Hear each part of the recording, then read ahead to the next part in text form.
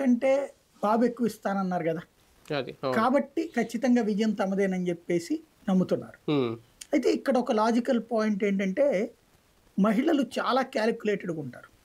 ఎంత క్యాలిక్యులేటెడ్గా ఉంటారు అంటే వాళ్ళు 10,000 రూపాయలు లంసంగా అమౌంట్ వచ్చింది అని సంబరపడాల. అవును. రుణమాఫీ చేస్తే ₹1,00,000 డబ్బులు వస్తాయి, కానీ ₹1,00,000 పోయి 10,000 ఇవ్వడం ఏంటి అని లెక్కేసుకున్నాను. అవును.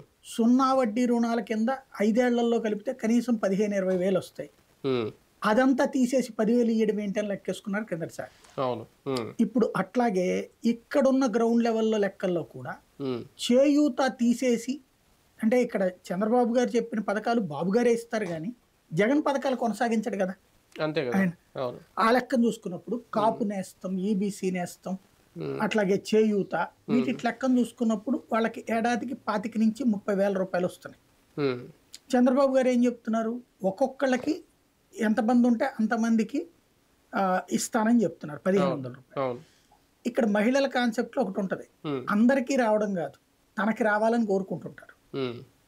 ఇక్కడ ఎంతమంది ఉంటారని ఒక ఇంట్లో ఒక భార్య భర్త, బిడ్డలు మైనర్లే అయ్యి ఉంటారు, మేజర్ అయ్యి ఉంటారు కదా.